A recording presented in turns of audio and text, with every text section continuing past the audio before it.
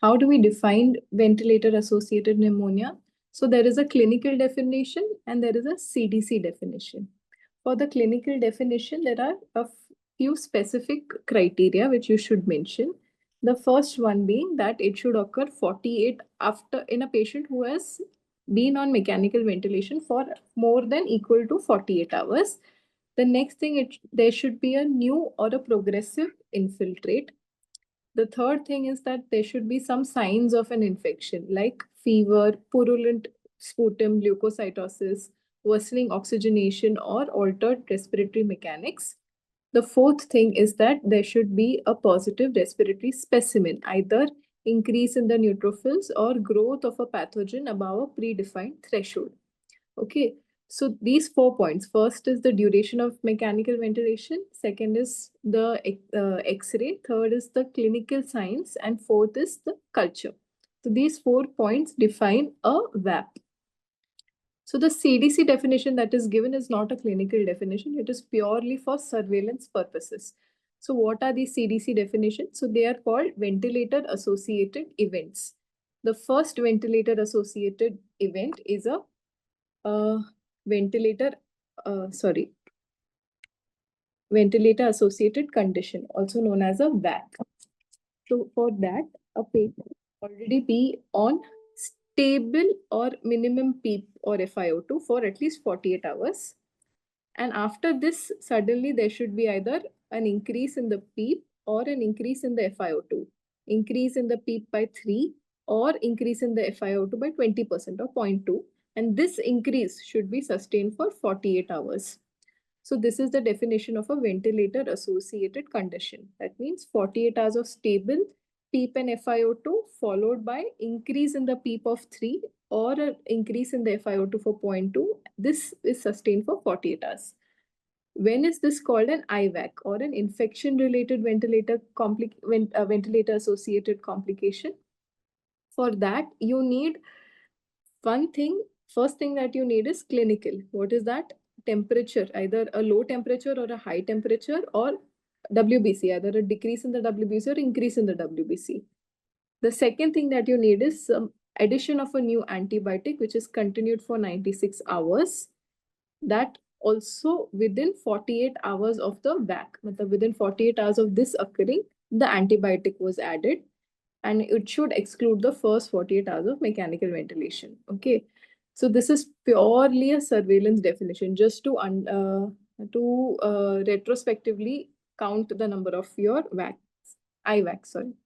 So I'm again going through your infection-related ventilator-associated complication. First is clinical, low temperature, high temperature, or drop in WBC count or increase in WBC count. Addition of a new antibiotic for 96 hours at least.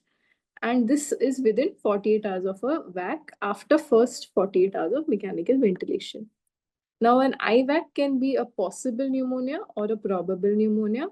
For a possible pneumonia, you need the sputum or a bowel sample showing 25 neutrophils per field or a positive culture. When you have 25 neutrophils per field along with a positive culture, which is quantitative or semi-quantitative, meets the quantitative or semi-quantitative criteria, then it's called a probable pneumonia. Okay, so these are purely surveillance-based definitions, which are unfortunately asked in exams. So next is the etiology of VAP. So you have to, the most common organisms for ventilator-associated pneumonias are staph, including MRSA, Pseudomonas, E. coli, Klebsiella, Enterobacter, Acinetobacter baumannii, Stenotrophomonas, and Burkholderia. So these are more common. All your hospital-acquired bugs, these will come in as the etiology of a VAP. What are the risk factors? The risk factors for getting an MRSA and or a resistant gram-negative VAP have been labeled here because these are also again specifically asked. These risk factors are purely related to VAP. So what are the risk factors common to both MRSA and resistant gram-negative bugs? One, use of IV antibiotics within 90 days, septic shock at the onset, preceding ARDS, RRT prior to the VAP, or a hospitalization of more than 5 days. So these risk factors you should know pit pat, because these risk factors guide whether you need to give an empirical coverage of MRSA or empirical coverage of a resistant gram-negative organism.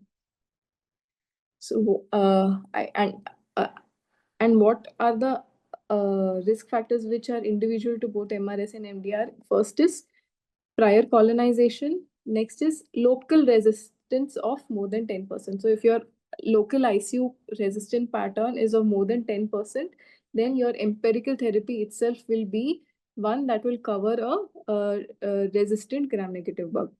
Or if you don't have any, you don't know your local susceptibility patterns, in that case, you will cover for a resistant gram-negative bug. Similarly, for MRSA, prior colonization or prior isolation, uh, local prevalence of more than 10% and or unknown susceptibility patterns.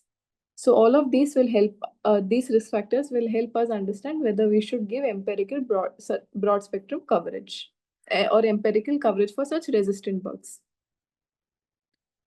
So coming to the pathogenesis. So for the pathogenesis is basically a balance between both the virulence of the microbes and host factors. So how do the organisms enter? One is the microaspiration of organisms which have already colonized your oropharyngeal tract and maybe even to a lesser extent on the GI tract. So this is the primary route of entry of the organism into the lung. Other possible routes include, first is contaminated respiratory devices, contaminated water reservoirs, hands of healthcare workers, and tubings which are contaminated. So these are all the possible routes from which these bugs will reach the lung. This combined with host factors such as uh, more immunocompromised condition due to compromised stomach pH. Okay, so when your stomach pH is actually protective against a lot of organisms, and when your stomach, we give PPIs or acid suppressing drugs, what we do is we promote bacterial overgrowth in the GI tract, and this is one of the additional factor that contributes to the occurrence of a VAP. The clinical presentation. So the clinical presentation I've divided in this table of symptoms, science, what will you see on the ventilator mechanics, lab findings, and imaging. Okay. Symptoms, what patient is already on the ventilator. So the only possible symptom you will see is dyspnea. Science, fever, tachypnea, desaturation, increase of purulent secretions, hemoptysis, bronchi crackles, decreased breath sounds, and bronchospasms. Ventilator mechanics, how will the ventilator mechanics change? The tidal volume goes down, or the inspiratory pressures go up, or there is a change in the FiO2 or PEEP requirements. This coupled with lab findings, lab you'll see leukocytosis, and in imaging, you can have X-ray, CT, and USG showing you any more infiltrates in the lung. Now coming to the microbiological diagnosis. For the microbiological diagnosis, it is advisable to have a respiratory sample before the first antibiotic if possible. The ESICM guidelines prefer an invasive sampling, that is either a mini ball, a bronchoscopic ball, or a protected specimen brush sample, and always quantitative cultures are preferred. So first is your bronchoscopic ball. Now, your bronchoscopic ball, you are collecting the sample right from the fourth order bronchus. You're infusing and aspirating some sterile saline at this level. And this is specifically useful in immunocompromised patients in whom you tend to have more and more atypical infections, so tend to respond lesser to antibiotics by virtue of a diminished immunity. So doing a bronchoscopic bowel for sample collection has shown to reduce the antibiotic overuse, enable more rapid de-escalation without impacting mortality or length of stay. So how do you interpret a bronchoscopic bowel sample?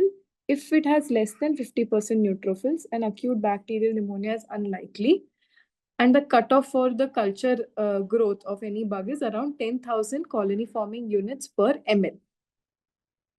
Then next is your protected specimen brush. So here there is a brush with a protective sheath, which is collected from the airway wall. The sample is collected by this brush from the airway wall.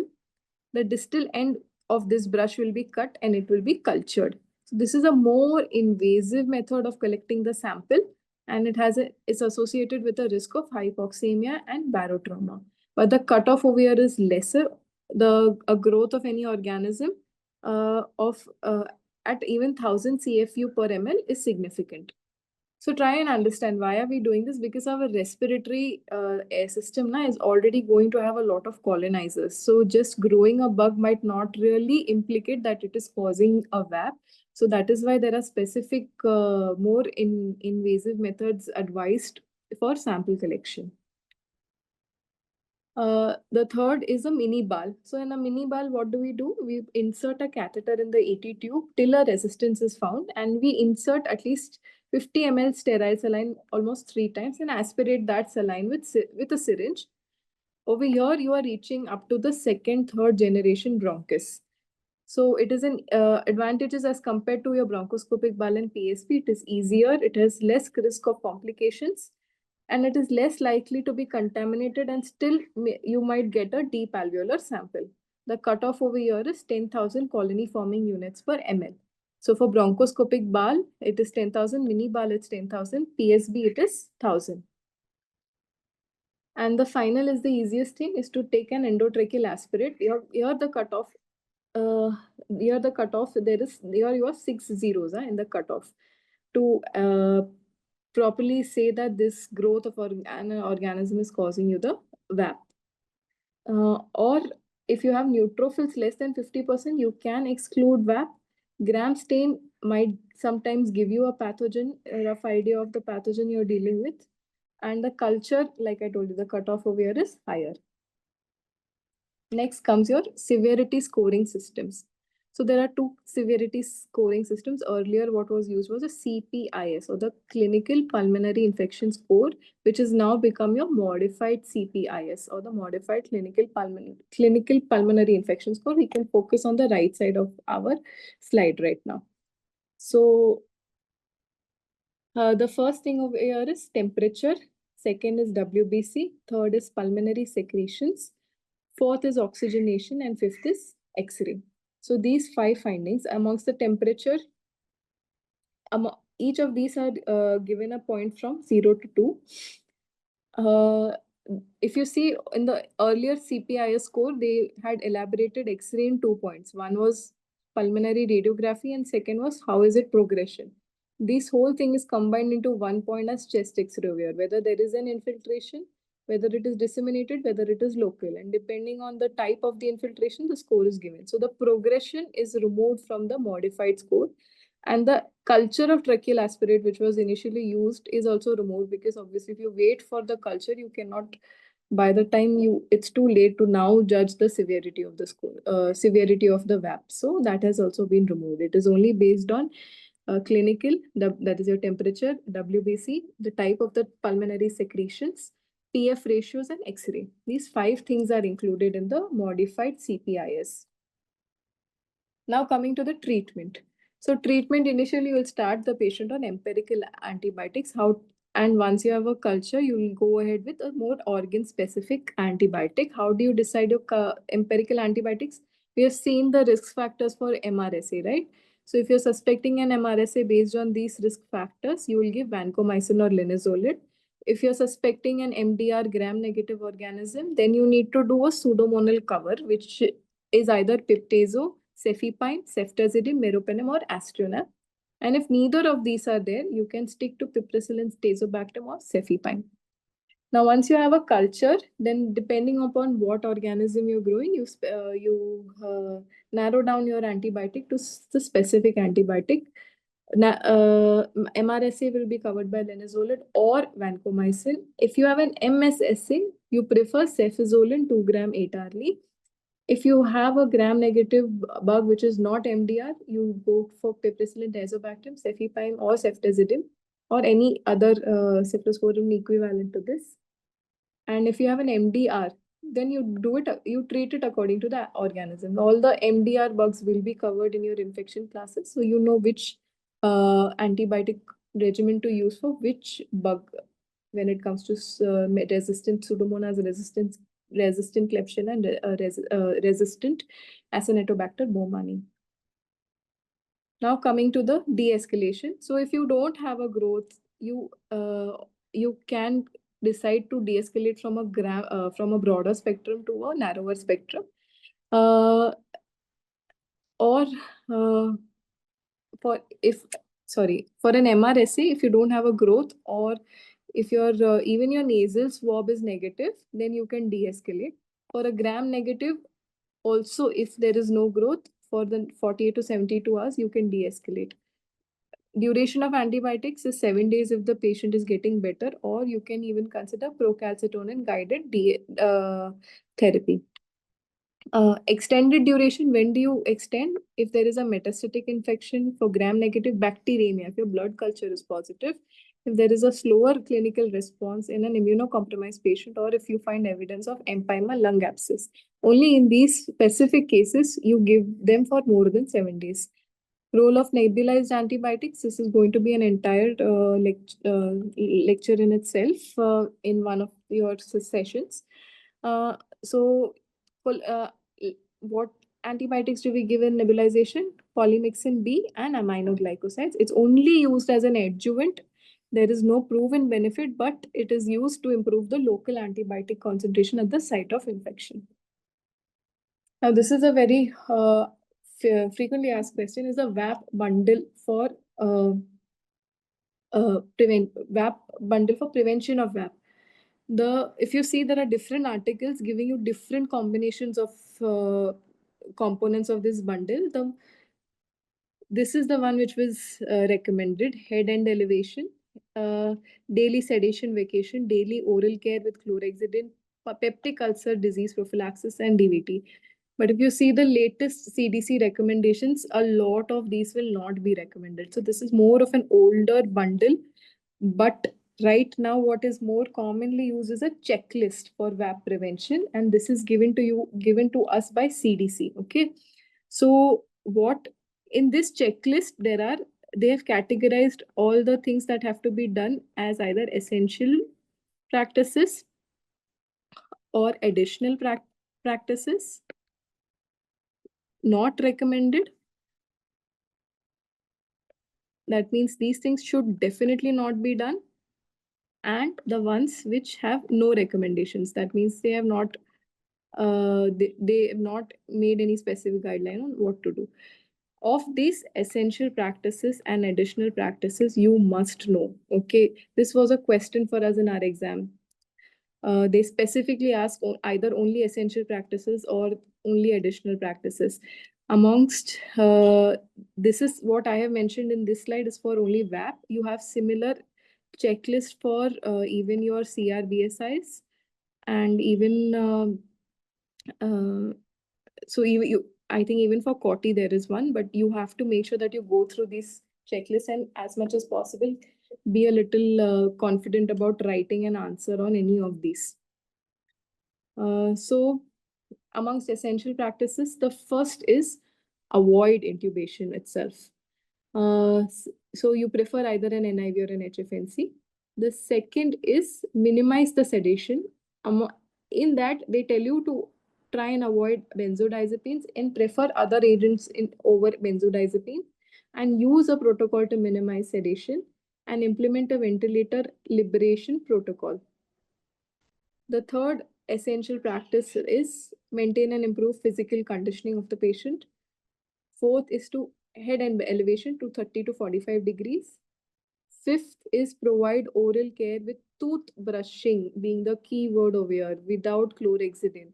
So like you saw in the previous bundle, there was, what was recommended is chlorhexidine. Chlorhexidine is not anymore recommended. In fact, they tell you to do it with just toothbrushing without chlorhexidine, because of the risk of chemical pneumonitis with chlorhexidine and provide early enteral over parenteral nutrition and change the ventilator circuit only if it is visibly soiled or malfunctioning. So these points have to be at the tip of your fingers because it was a question just recently. So similarly for other hospital-acquired infections, there are such checklists. Please go through them. Amongst the additional practices means these interventions did improve outcomes in some populations but caused a risk in others. So it is not said essential, it is like an additional thing. You may or may not do this. Now over here they say use selective oral or digestive decontamination, but it is only in countries where there is low prevalence of antibiotic organisms. So for us, this part is not applicable because SOD and STT both are associated with an increased risk of propagating resistant bugs. The second additional approach is using an endotracheal tube with a subglottic secretion drainage port if you're anticipating that this patient is going to need ventilation for more than 48 to 72 hours. Third point is to consider early tracheostomy. And fourth is consider prospiralic feeding over gastric feeding when patients have gastric intolerance or a high risk of aspiration. So mind you, these are only additional approaches, only if it's applicable in your patient. Not recommended में आता है chlorhexidine. So don't write chlorhexidine in VAP prevention bundle. Not recommended are probiotics, ultra thin polyurethane ET tubes, tapered ET tubes, automated control of the cuff pressure, frequent cuff pressure monitoring, silver coated ET tubes, kinetic beds, prone positioning, chlorhexidine bathing. Now, chlorhexidine bathing becomes as a not recommended for VAP, but when you read CRBSI, they do tell you to do chlorhexidine sponging daily for patients having a central line. Okay, so the things that have not found to have any impact on VAP rates or duration of ventilation or mortality are using stress ulcer prophylaxis, monitoring GRV, that is residual gastric volumes, or initiating parenteral nutrition earlier. And there is no specific recommendation on using a closed endotracheal sectioning system. Okay. So now moving on to the next topic is ARDS. So ARDS, there is a question on the evolution or criticizing each of the definitions. So need to know how it started. The first definition came by Ashbrook, followed by Murray. Now this is your Murray score, which you use very commonly, especially when putting your patients on ECMO. So this is the definition of that this Murray score, which was initially actually the defining feature of ARDS in 1988. The first thing is chest radiography. Second is your PF ratios. Third is your PEEP. Fourth is your respiratory system compliance. So these you should know that at least know the components of the Murray score. So if the total score is more than 2.5, it indicates there is severe lung injury or ARDS. So it depends on chest X-ray, PF ratios, PEEP, and compliance. Then came your AECC. AECC is your American European Consensus Conference. This gave you 4 criteria to define ARDS. First, it should be an acute onset. Second, there should be bilateral infiltrates on the X-ray. Third, they said you have to measure the pulmonary wedge pressure and should be less than 18 or no clinical evidence of a high atrial pressure to rule out cardiogenic causes of lung edema. And fourth, they defined hypoxemia. Over here, if you see, they defined hypoxemia as ALI and ARDS. So if it was less than 300, your PF ratio, then it was called ALI. And if it was less than 200, your PF ratio, it was called ARDS. Okay. So what are the problems with this definition? If you can see, it said only acute onset. How acute? 1 day, 2 day, 3 day, 8 days, 14 days was not mentioned. Second thing is bilateral infiltrates can mean anything. It can mean a collapse, it can mean a consolidation, it can mean an effusion, not necessarily just be a lung infiltrate. So this was not a clear-cut definition. Third thing problem was they said you use a pulmonary wedge pressure, means you have to use a PA cath to just define ARDS over here. And the fourth problem is they introduced the term ALI. So it was somehow thought that ALI was a concept different from ARDS, but it was not so. ARDS and ALI are the same concept. Okay, so these are the pitfalls of the AECC definition. So now to overcome these pitfalls came the Berlin definition in 2012. The Berlin definition, they defined that acute as 1 week, 1 week of a known or known clinical insult or a new worsening respiratory symptoms. They defined the infiltrates. That means there should be opacities which are not explained by effusion, lung collapse, or nodules.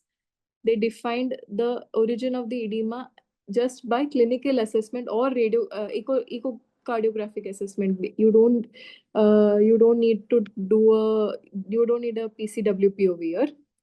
And they categorize the oxygenation as mild, moderate, severe. So they removed the term ALI from their definition. Mild was when the PF ratio was between 200 and 300, along with a CPAP of more than equal to 5. Moderate was between 100 to 200, along with a PEEP of more than equal to 5. And severe was a PF of less than 100, along with a PEEP of more than equal to 5. So there a lot of the problems with the AECC definitions got covered. First is we got a proper defined duration. Second is we got a definition of the chest infiltrates. Third is we don't have need a PCWP invasive measure to just define it as non-cardiac.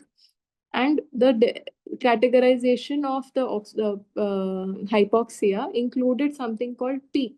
So your PF ratios are not the only defining feature over here, right? If you can have a lesser FiO2 if with a higher PEEP, and that patient might still be in a severe category. So they did give some recognition to PEEP, but the problem is they only said 5. Now, anything more than 5 is most of your patients in the ICU are going to be on a minimum PEEP of 5. So anything more than 5 was not a very good categorization, but at least they recognized PEEP in their definition.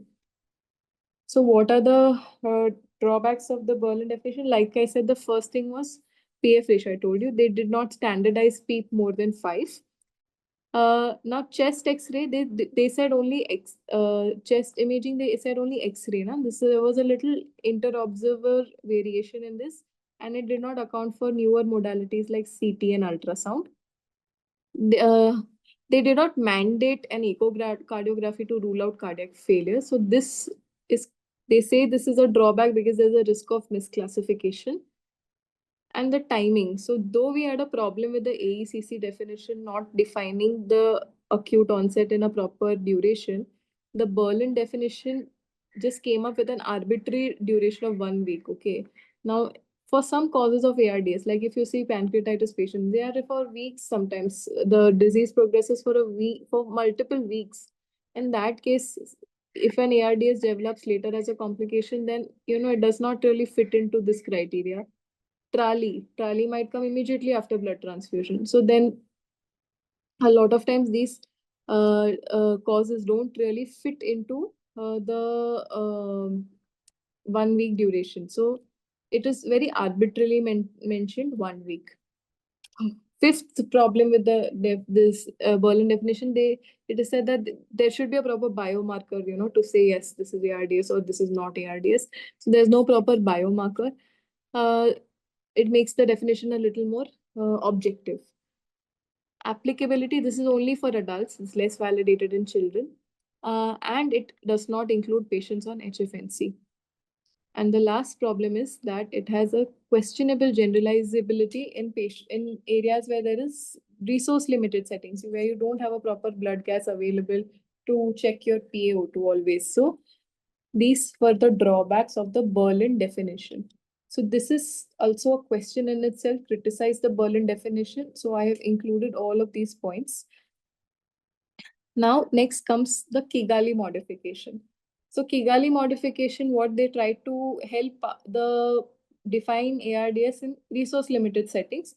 The differentiating points over here is, first is they added SF ratio. Okay, they said not, so if you are in a resource limited setting where you don't have an ABG, you can directly see the saturation and FiO2 ratio. And if it is less than equal to 315, you can call this hypoxia. They said they did not put the PEEP requirement. So if you're in a resource limited setting where you're where there is no proper NIV or BiPAP available, so then they removed the criteria of adding a PEEP, and also they added ultrasound. So if there is no if the immediate you can't do an immediate CT, then at least a bedside ultrasound to define pulmonary opacities. So these were the three things they modified in the Berlin definition just to fit the definition in areas with resource limitations. And the most recently that we have is the new global definition of ARDS. Okay. So we here, whatever is different is mentioned in this diagram in purple. Okay. So they added one lung ultrasound in the radiological features with by a trained professional. Second, they added the role of HFNC. So to categorize mild hypoxemia, they did define them either with NIV, CPAP, or HFNC with a flow of 30 liter per more than 30 liter per minute. The next difference in the new global definition is they also mentioned the SF ratio as a criteria to define hypoxemia, and they also gave they also eliminated the role of PEEP or flow rate in resource limited settings.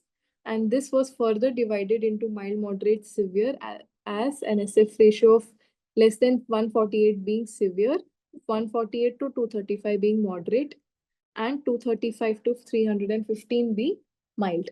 So this is one of the latest updates and is a very likely potential question of the new global definition of ARDS. Causes of ARDS, it can be either a direct insult, indirect insult. Direct, whatever happens to the lung, you can write aspiration pneumonias or any pneumonias, inhalational injury, contusions, fat embolism, drowning. Indirect insults include sepsis, severe trauma, pancreatitis, CP bypass, trallies, DICs, burns, head injury, overdose. What about the phases of ARDS? So ARDS has three phases. The first is an exudative phase. This occurs in the first 4 to 7 days, where there is primarily edema, interstitial and alveolar edema. All the inflammation is entering the lung. There's neutrophilic influx, cytokine production, and loss of coagulation and fibrinolytic homeostasis. Beyond 7 days, you have the proliferative phase. Now, the alveolar intimate fibrosis and proliferation of type 2 cells and fibroblasts begins. And beyond the 21 days, you have the fibrotic phase where the lung architecture is completely lost and there's extensive fibrosis. So, these are your phases of ARDS. Then comes the pathophysiology. So it begins with the loss, increase in the permeability, because of which the alveolar gets flooded with fluid, and inflammatory markers, because of which there will be surfactant abnormalities. There will be atelectasis. Some of the alveoli will collapse. This will all cause hypoxemia. To treat this hypoxemia, we use a mechanical ventilator. This mechanical ventilator in itself will induce some villi or ventilator induced lung injury, which will further trigger inflammation, and this will go as a vicious cycle. Management of ARDS. Management of ARDS, each of these points, this whole thing can come as a long answer, or individually these can come as a short question. Okay, so the first thing to treat ARDS is treat the underlying cause. If you're dealing with a pneumonia, give specific antibiotics, antivirals. If you're dealing with sepsis, treat the focus of your sepsis. So that is the main first and foremost thing to do in ARDS. Second, we'll discuss about the role of HFNC, NIV ventilator support. We'll discuss about the role of neuromuscular blockage, steroids, and rescue strategies such as recruitment, prone ventilation. HFOV and APRV will cover when we do mechanical ventilation, and ECMO in short, and what all is to be done with fluids, hemodynamics, and nutrition. So you mentioned, if the question is entirely on management of ARDS, these are the main headings that you will want to cover. So coming to the role of HFNC first. Now, if you see the guideline, it is mainly on acute hypoxemic respiratory failure. AHF-RF is acute hypoxemic respiratory failure. So what they say is, you can use HFNC as compared to conventional oxygen therapy to reduce the risk of intubation. But there is no specific recommendation to reduce mortality. Okay. So what are the benefits of HFNC? We have seen yesterday. All of these you can elaborate. But what are the pitfalls of using HFNC in ARDS? First is the peak effect of HFNC, which we very much glorify. It is not consistent. It is variable and it is only modest. So in a severe case, an invasive ventilator will give you a better controlled peak. Second is the evidence is not very good. All the evidence come under weak recommendations. Okay. So, and you don't have any RCT comparing the role of HMNC in moderate to severe cases. Okay. Third thing is it will delay intubation. Delaying intubation will further worsen mortality. So even if you're using, we have to monitor very carefully. So how do you use HFNC in ARDS? First, this one point includes everything. Use it early in only mild to moderate cases, only if the patient is alert, protecting airway and hemodynamically stable. Okay. So the role is only when it is mild to moderate, airway is protected, and patient is hemodynamically stable. How do you start? You start at a low flow, so like a sufficient flow, sorry, 30 to 60 liters, and you titrate the FiO2 to a targeted SpO2. Once you have started, you have to monitor this patient very closely. We've already seen the monitoring parameters yesterday. And you can use subjective indexes like the heart rate, RR, use of axillary muscles, SpO2, or you use an objective index like the ROX index. And if the ROX is declining, it will predict HFNC failure. In such a case, you should always have a low threshold to escalate to either an NIV or mechanical ventilation.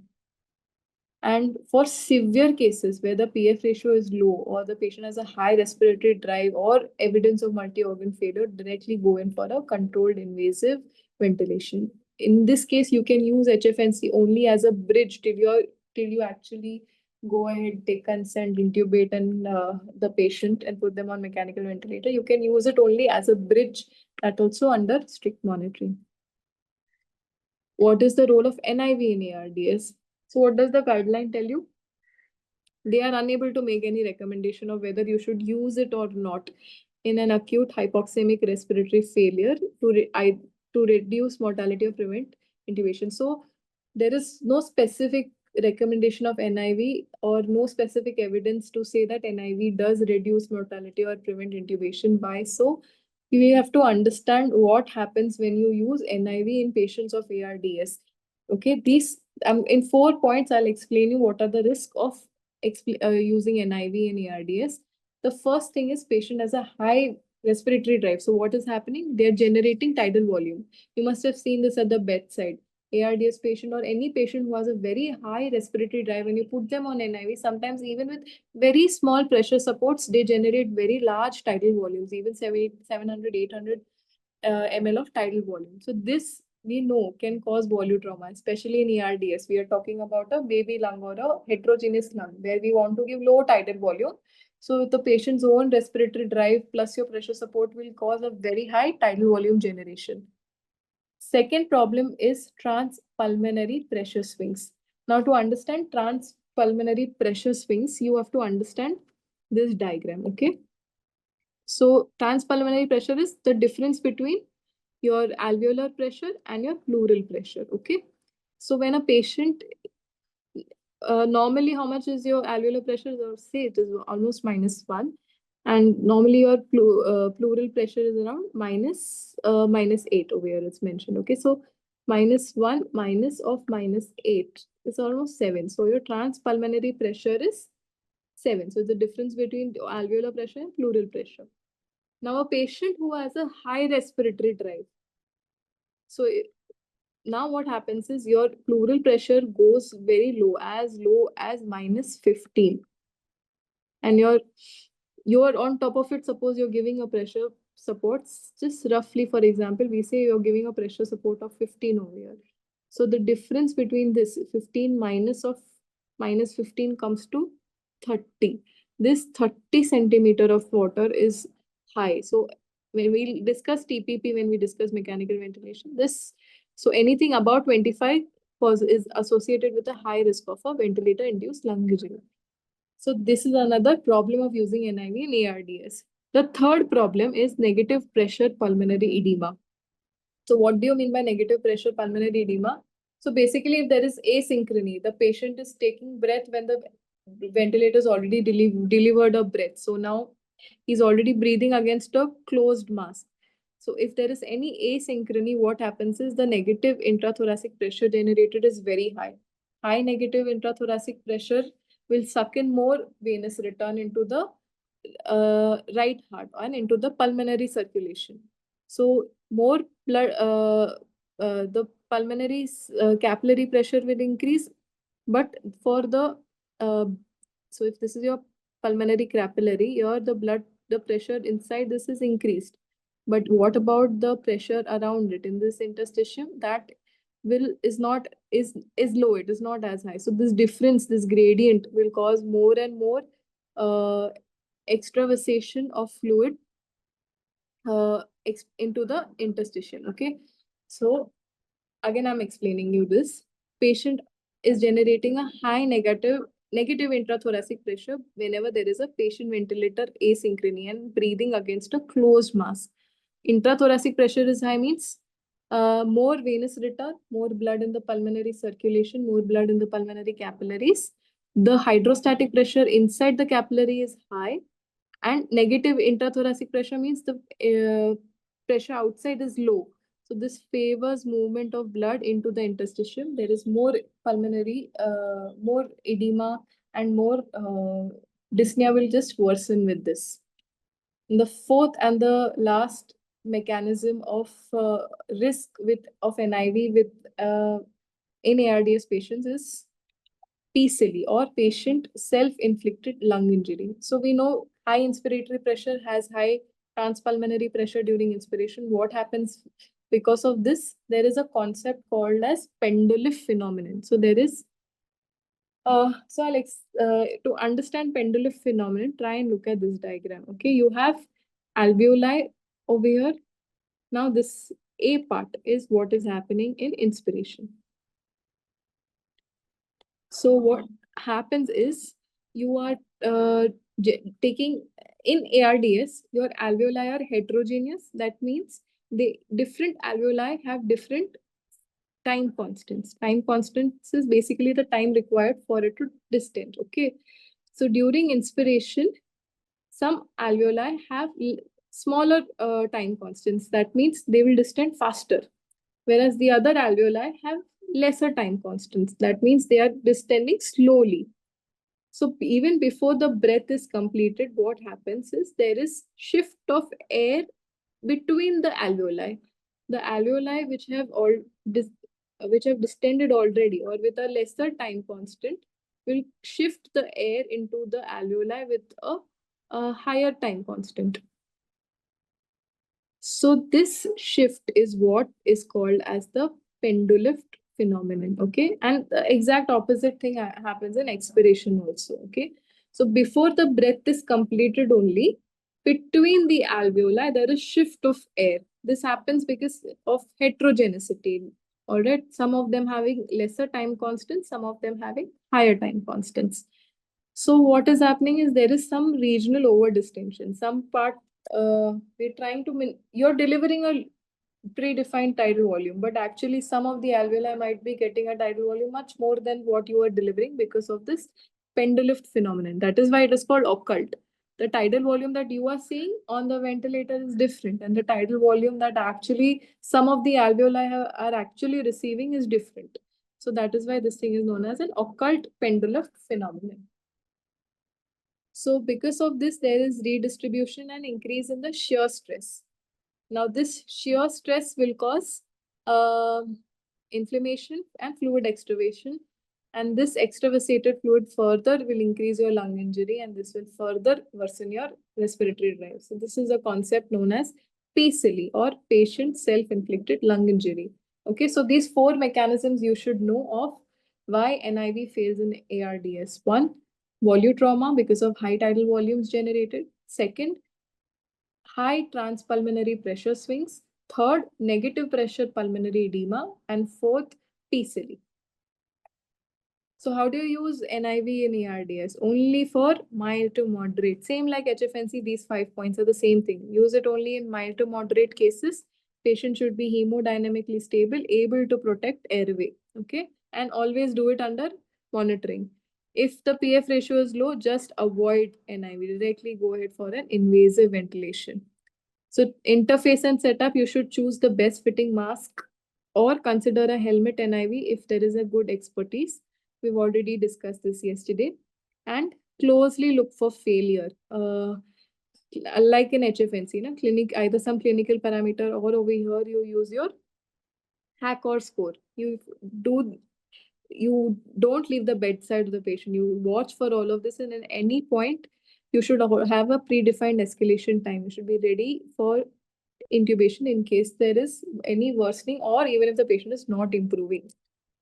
So this chart sums it all, okay? If the PF ratio is less than 300, start on HFNC. You start on HFNC. If patient is not improving after 1 hour, go ahead with NIV. If patient is not improving after 1 hour, go ahead with endotracheal intubation. At any point, if there is any of this, matlab hemodynamic instability, renal failure, reduced consciousness, or to begin with only your PF ratio is less than 150, don't do any of this, directly intubate the patient. Okay, so this sums up how to choose your ventilation strategy or oxygenation strategy in a patient of ARDS. Now coming to invasive mechanical ventilation. So in invasive mechanical ventilation, we do low tidal volume ventilation.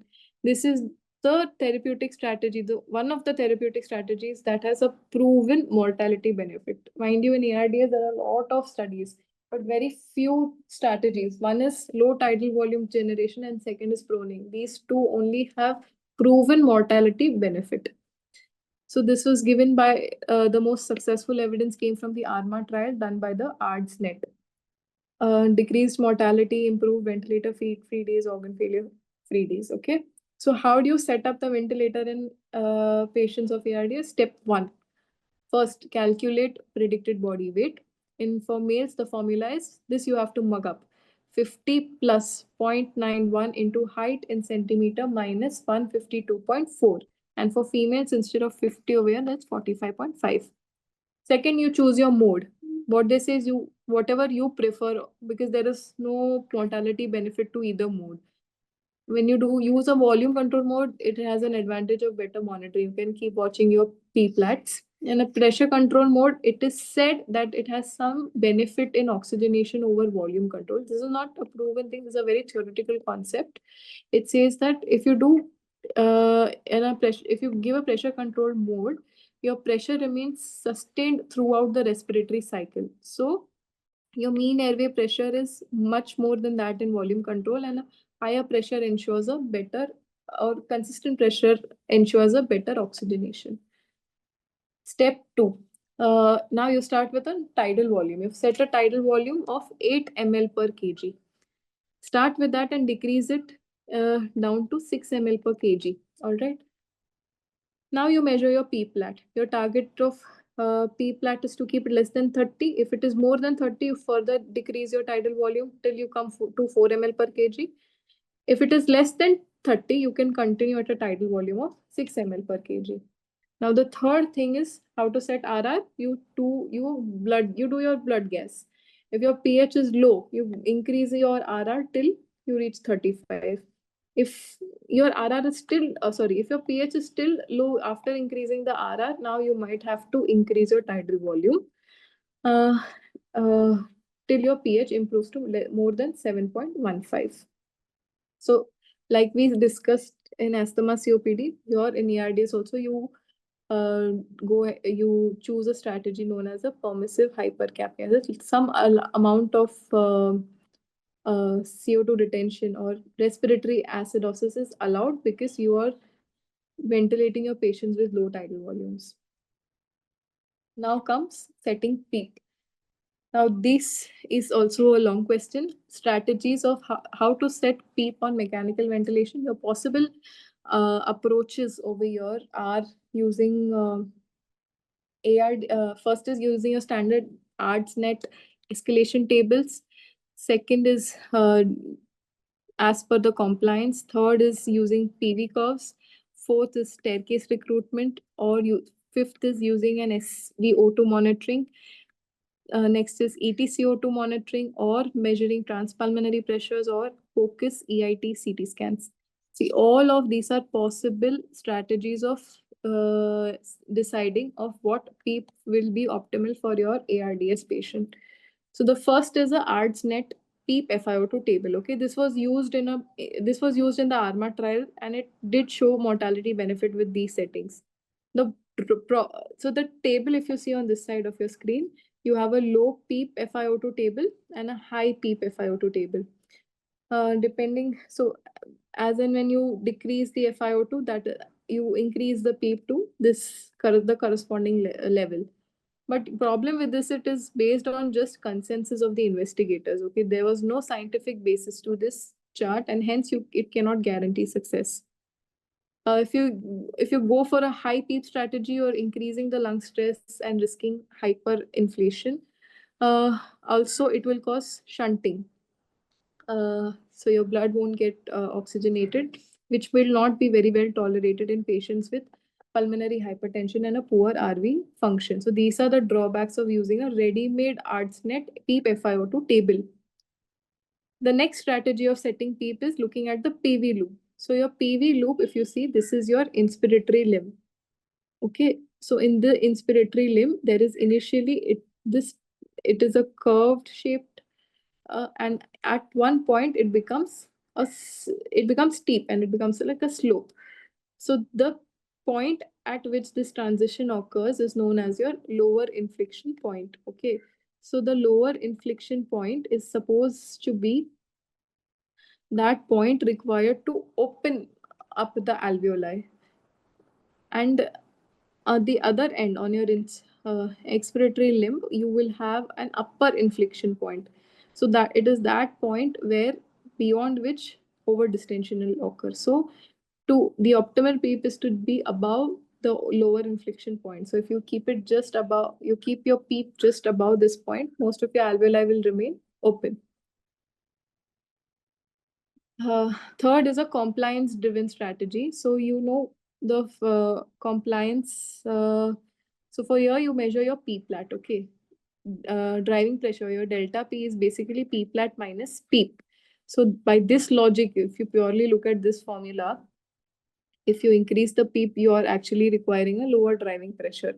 Okay, but so how do you do it? You go on increasing the PEEP, and you keep on measuring your delta P. All right, if your delta P is going above 14, it is associated with reduced survival. So that point at which your delta P doesn't go up is the point where your PEEP is optimal. Okay.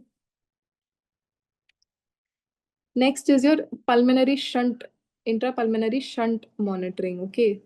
So what is a shunt fraction? The shunt fraction is the volume of blood that is passing through de-recruited, poorly ventilated lung. Okay. So if your lungs are not, if there is, so what your shunt fraction, it will decrease with recruitment, and it will increase with over distension.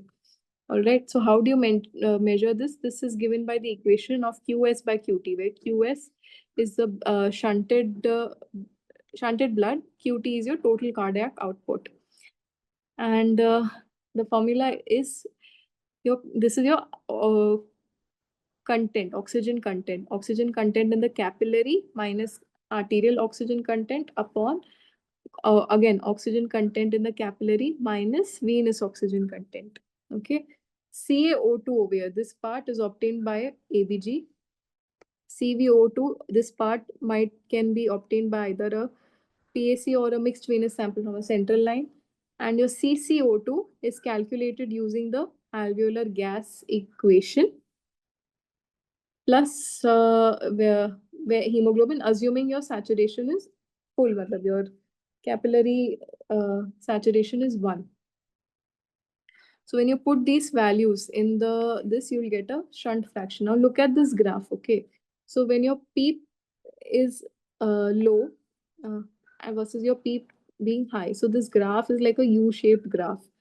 Okay, as you go on increasing the PEEP, at one point, the shunt fraction will be the least, and beyond this, the shunt fraction will increase. So before this, there's all de-recruited lung, and beyond this, it's all over-distended lung. So this is the optimal point where you should set your PEEP. So you target your PEEP to achieve a shunt fraction of less than 20%. The next strategy is end arterial and end tidal CO2 gradient. Okay, so the difference between your arterial PaCO2 and your end tidal EtCO2 is what reflects the degree of dead space ventilation. So when this gradient is less, there is less wasted ventilation, and that means there is better alveolar recruitment. So you simply have to take an arterial blood gas, COPaCO2, subtract it with the EtCO2 on your monitor, and that will give you a dead space ventilation. So you titrate your PEEP at which this gradient is the lowest. Next is CT guided. This was done by Cresoni. They did, you take CT scans at two pressures. One is at 5 centimeter of water and one is at 45 centimeter of water. If your CT improves like this, that means the lung recruitability is good. You can go up on a high PEEP. But if your CT does not show any change, there is no much difference in the recruitment or in the aeration of the lung, then your your lung is not a it's a poorly recruitable lung. So optimal PEEP required to keep uh, so what in this study what they eventually saw is that the optimal PEEP required to keep the lung open was the same despite low or high recruitability, so it's not very well used. Next is your transpulmonary pressure gradient. So your transpulmonary pressure is measured with the help of your esophageal balloon manometry. So it is, we'll discuss TPP in detail. In that you'll see that what they say is your PEEP should be set that your transpulmonary pressure is 0 to 10 at the end of expiration, and your tidal volume or driving pressure has to be set that your transpulmonary pressure is less than 25 centimeter of water at end inspiration. Okay. What is the advantage of using this? It will, so over here you're measuring PEEP flat minus PEEP pleura, the pleural pressure. So you are actually separating the chest wall compliance from the lung compliance. So this is the pressure actually required to distend the lung. So whatever some patients, who are obese or who have a higher chest wall, have a most of your sorry, they have some chest wall deformity. Most of your pressure that you're applying is actually uh, going to work against this pleural pressure. So in that case, in such patients, you might be able to give better increase your driving pressure in order to get a good ventilation. So this is the advantage of TPP. It separates the chest wall compliance from the lung compliance. All right. For that, but what are the you need an esophageal manometry which is placed in the esophagus. There's an cuff inflated catheter over here, and the problem with this is that it is affected by a lot of other things. One is the elastic recoil of the esophagus muscle tone, pressure transmitted from the pleura, mediastinum, position and gravity also will have an effect on this, and it is closest to the left lower lobe of the lung, so it might not reflect pleural pressure in other better aerated regions of the lung. So these are the problems of using an esophageal pressure in order to measure your TPP.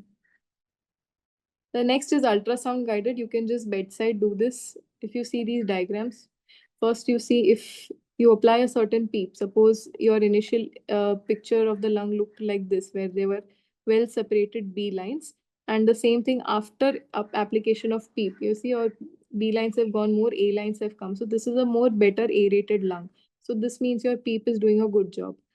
And the next picture, if you can see over here, there are multiple coalescing B lines. And when you uh, uh, apply a PEEP, the coalescing B lines now become more well spaced. So that means there is more aeration. Now, if you see in the last picture, you see it's more like a consolidation, tissue-like ecotexture of the lung. And after application of PEEP also, it remains the same. So there is no much difference by application of PEEP. So over here, your PEEP might not give you any benefit.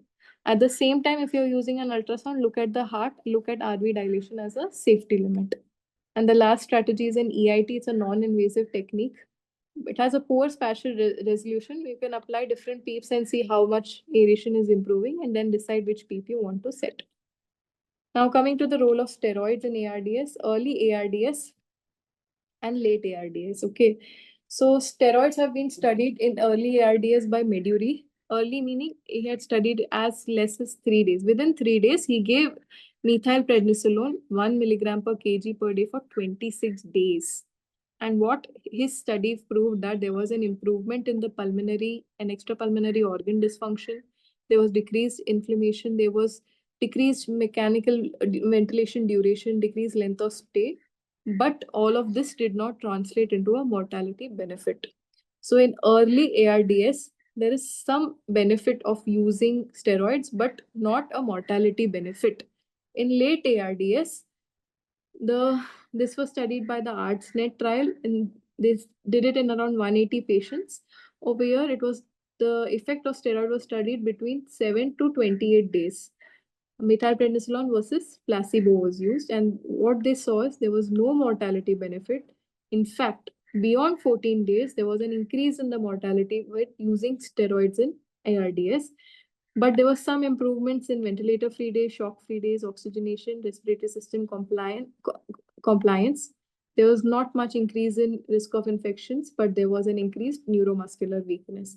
So some role in the later stages, but never beyond 14 days.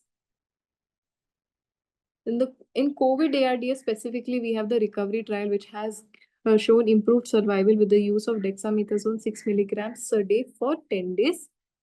And then lastly is the DEXA ARDS trial done by Willer et al. It was published in Lancet. Over here, they studied moderate to severe ARDS patients on mechanical ventilation, and they found that the DEXA group had 4.8 more ventilator-free days and a 15% absolute risk reduction in mortality. Okay, though it was a positive study, there were a lot of issues with this trial. Methodological issues. There was no proper masking. Patients had used steroids even before enrollment, so that is why it's not really not really found its place in practice. So when you're describing an exam, you can just write the effect in early ARDS, late ARDS.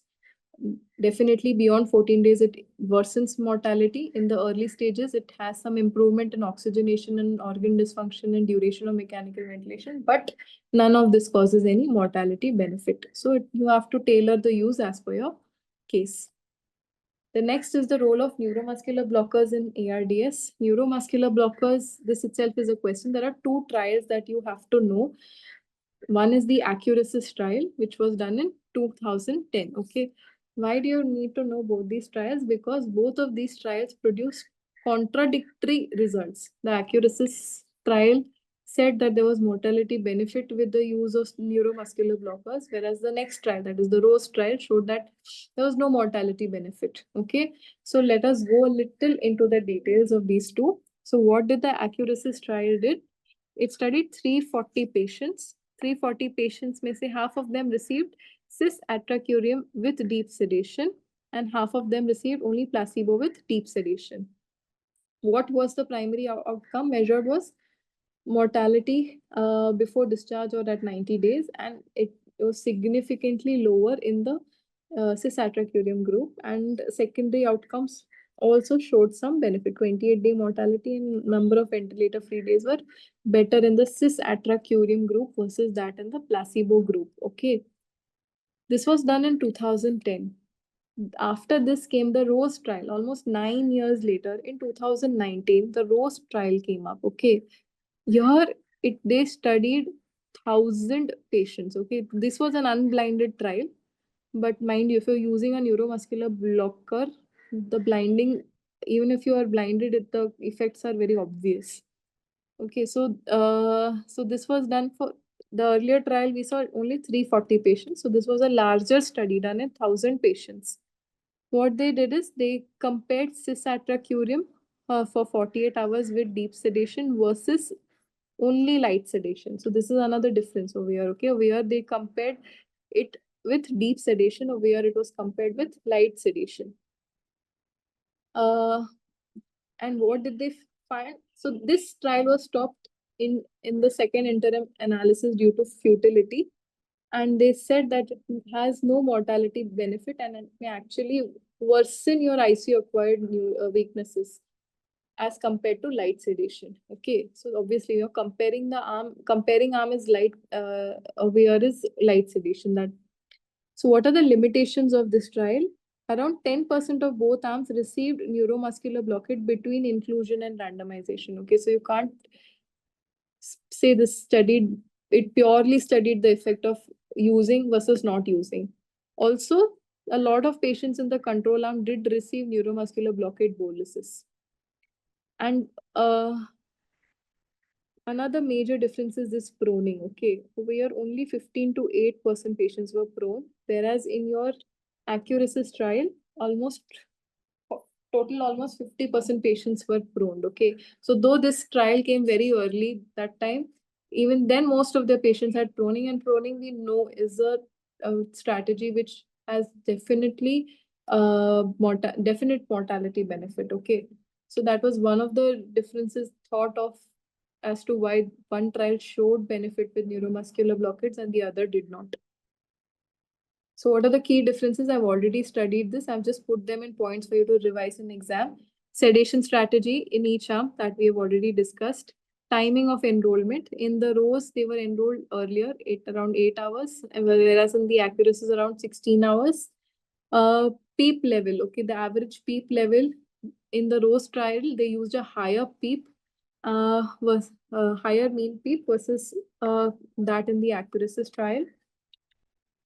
Prone positioning rates, we have already discussed. Pre-randomization, neuromuscular blockade use, we have already discussed. And trial size and power. Okay, so that also we have seen. Rows, number was lower, and the power, they used an adjusted and unadjusted mortality analysis in the accuracies trial. In the Rose trial, though the strength was more, it was stopped for futility. So ultimately, it was underpowered. So what should you do? Should you use it or should you not use it? So what does your guidelines say? It does not recommend the routine use. Okay, the keyword being routine. In selective patients and selective scenarios, it can be used. Uh, uh, if there is a high risk of barotrauma or persistent patient ventilator dysynchrony despite optimized ventilation, and the use should be only short term for 48 hours, and patient should be monitored closely to avoid complications of critical illness myopathy. So how do you do the monitoring? It should be checked with peripheral nerve stimulation using a train of 4 response, targeting it to be 0 to 1. Avoid prolonged use, and no routine recommendation for on demand bolus versus continuous infusion. Whether you should just give simple boluses whenever needed or whether you should give a continuous infusion is really not studied. So there is no specific recommendation on that. Next is the prone ventilation. Prone ventilation, physiological benefits of prone ventilation. So now I'm going to discuss 3 major mechanisms by which prone ventilation has proven to have benefit. These are very specific, so you please make sure that you write your answers like this. This is also a frequently asked question. Okay, just don't simply try to attempt in prone, the posterior lobes open up or gravity effect or so. Be specific with the with the physiology of it. So the first physiological benefit is transpulmonary pressure. Okay, so what happens when the patient is supine? The dorsal pleural pressure is much more than the ventral. Okay, so we know na transpulmonary pressure is your alveolar pressure minus pleural pressure. Okay, so when the patient is in the supine position, the pleural pressure in the dorsum is more. Okay, so now the transpulmonary pressure, the pressure applied in the dorsal regions will be less as compared to those applied in the ventral regions where the alveolar, where the pulmonary pleural pressure is lesser.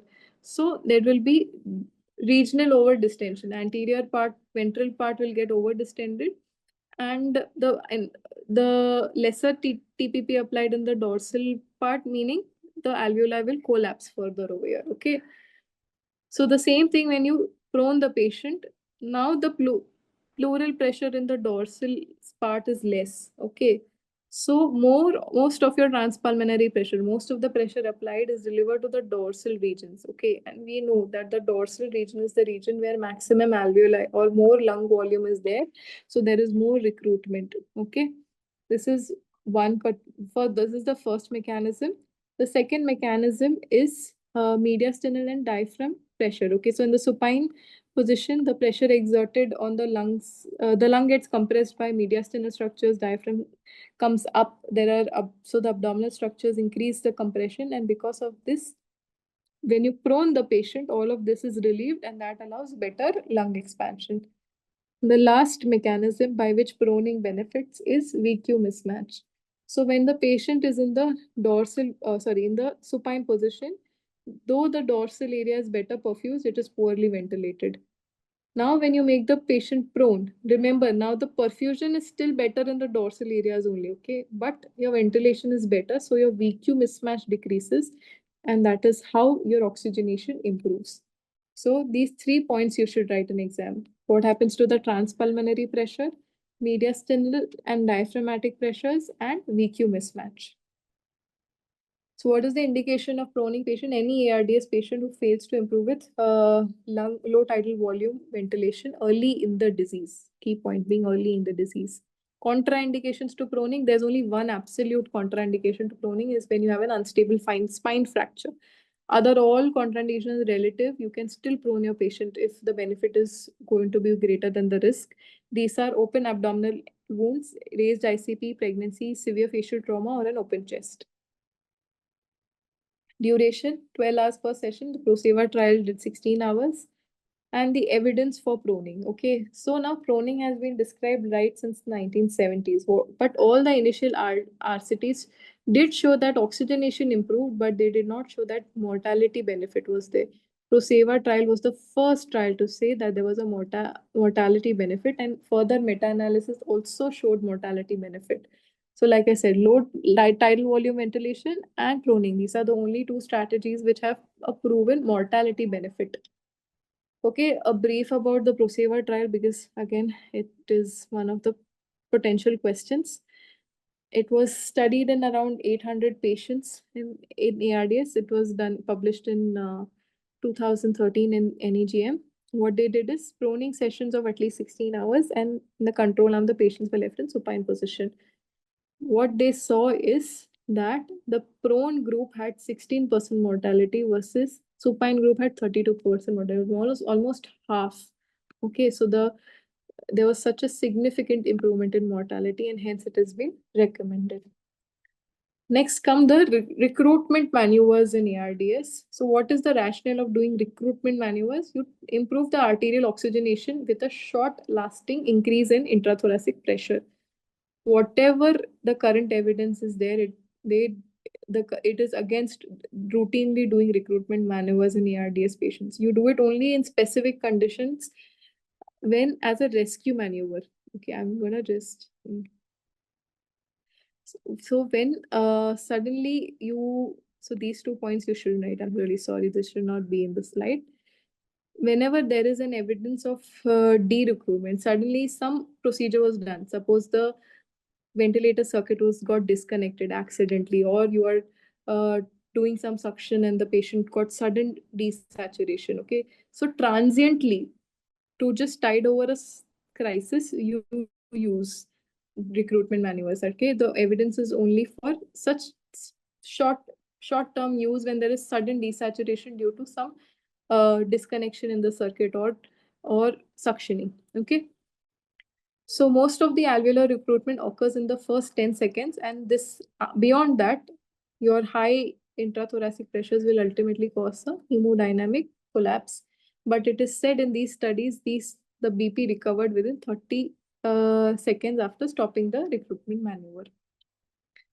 Now, how do you do these recruitment maneuver? One is a CPAP technique, one is a staircase maneuver, third is a intermittently increase the PEEP And fourth is periodic size. Size means you apply a few breaths with high inspiratory pressure for a or prolonged inspiratory time. Okay, high inspiratory pressure is as has a 45 centimeter of water. So the first method is CPAP. This was described by Arnal et al. Here, what you do is you raise the pressure support on CPAP to 40 and keep it at 40 for 30 seconds. Okay. If you're using a pressure controlled ventilation, you set the rate to 0, turn off the apnea alarm, and increase the PEEP to 40 for 40 seconds. What will happen is most recruitment will occur in the first 10 seconds, and after this, there might be a hemodynamic compromise, which you might have to tackle. The next is the staircase recruitment maneuver. Here, what they have done is, I'll show it to you in this diagram. Basically, you set you're doing this on pressure control ventilation. You set the pressure at 15 and you stepwise increase the PEEP from 25 to 35 to 45 every 2 minutes. Okay. And then what you do is you start gradually decreasing the PEEP by 33333 every 3 minutes. And then what you see is the saturation. Wherever the saturation desaturates, that level is where your recruitment is lost. So just 2.5 centimeter or 3 centimeter of water above that is your set PEEP. Okay. So this is one recruitment maneuver along with one strategy of setting PEEP.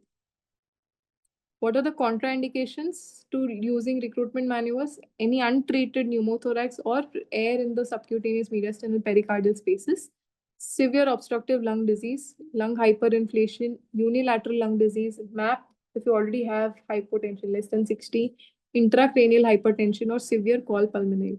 These conditions you never use a recruitment manuals. Most of these have fallen out of practice. Only you can use it when to tide over a transient crisis. That's it. Now coming to the role of VV ECMO in ARDS. So what is VV ECMO? It is basically an extracorporeal life support where you are providing respiratory assistance to the circulating blood uh, through an external machine by adding oxygen, removing carbon dioxide uh, to bypass the lungs in case of a severe reversible respiratory failure. So these are the overall indications of VV ECMO. Any severe ARDS, lung rest if you have pulmonary contusion, smoke inhalation injury, lung transplant as if there is graft failure or just as a bridge. Status asthmaticus, massive hemoptysis, barotrauma, airway obstruction, aspiration syndromes, Murray score we've already seen, more than 3 PF ratios less than 100 even despite high PEEP and high FiO2, severe hypercapnia. So specifically in ARDS, the EOLIA trial gave us certain indications, okay? So these 3 indications you need to know pit pat. First, PF of less than 50 for 3 hours despite optimal mechanical ventilation and using adjunctive therapies. Second, if the PF is less than 8 for more than 6 hours, despite both of these A and B. And third is if your pH is less than 7.25 or with a PCO2 of more than 60 for more than 6 hours, when your RR is already 33 and your ventilator settings are such that your P plat is less than 32. So these 3 are the classical indications of using VV ECMO, which is given to us by the EOLIA trial. What are the contraindications? The absolute contraindications are irreversible cardiac or pulmonary disease, any metastatic malignancy, significant brain injury, current intracranial hemorrhage, major pharmacological immunosuppression, and relatively higher age, mechanical ventilation at high settings, and multi-trauma patient with a high risk of bleeding. Evidence for the use of ECMO has been asked. First is the Caesar trial, which was published in Lancet in 2009, which studied conventional ventilation versus keyword being ECMO referral. Okay. So though it says a multi-center trial, all of these centers were supposed to transport their patient to a single hospital which had ECMO experience. Okay. That was the study. So if they've met this criteria, where the PF was less than 200, Murray score is more than equal to 3, uncompensated hypercapnia, and less than 7 days of mechanical ventilation with a reversible respiratory failure, they were transferred to this one hospital. Okay. They were referred to the ECMO center and received either they received a they were randomized to either receive lung protection, they received ECMO or a control arm that received only conventional management. So what did they see? The primary endpoint was death or severe disability at 6 months. So here I have mentioned both intention to treat and per protocol trial. So what happened is they referred these patients. Many of them were, even though they were in the ECMO arm, they didn't receive ECMO because they just got stabilized by optimizing the ventilator. Okay. And only, actually, out of the 90 referred, only 68 were the ones who received ECMO. But the per protocol results still favored ECMO. Intention to treat analysis said also preferred ECMO. Okay. So after this, it was said that the referral to an ECMO. So that is why over here the keyword being referral to an ECMO center. So what we got from this trial, that sending the patient to an ECMO center improved, had some survival benefit. But this was probably just because the efficacy of the center itself. But this was the first RCT that ever showed a survival benefit with ECMO, and this formed the foundation of using ECMO today. After this came the Aeolia trial that actually studied the effects of ECMO versus conventional ventilatory strategies. What they found was that there was a mortality benefit, but this was not statistically significant. Okay, so that is what the ultimate conclusion was, that it did not improve 60-day mortality. But what this study also found is that the crossover of patients from conventional to ECMO was significantly high. So definitely some benefit was there. So just because of the crossover, probably uh, the results were not clinically significant. So definitely, if the patients were being crossed over to an ECMO, that does show that there was some potential benefit in a refractory case. Now, the last part of ARDS is the role of fluids. How do you manage fluids? This is given to us by the FACT trial. The FACT trial basically studied conservative and liberal fluid strategy in ARDS. And what did they find? That the patient had, they achieved a good difference in the fluid balance in both arms, but there was no mortality difference. Okay. Ventilator free days, ICU free days were significantly better. So, though there is no mortality benefit, even if you are having your oxygenation is improving and your ventilator free days, ICU free days are improving, these are also good endpoints to state. So, based on this trial, we usually prefer to keep the patient slightly dry. So, the consensus is to avoid fluid overload, use diuretics very judicially. So again, over here keyword being hemodynamically stable patients. You can use diuretics to get a negative fluid balance and improve oxygenation, but you should not, there should be no compromise in renal perfusion. Don't keep on using till your creatinine is going on rising. And it should be tailored to the patient. So if the patient is in shock, now you prioritize fluid resuscitation, restore the perfusion. But once the perfusion has been established, you then transition to a conservative strategy.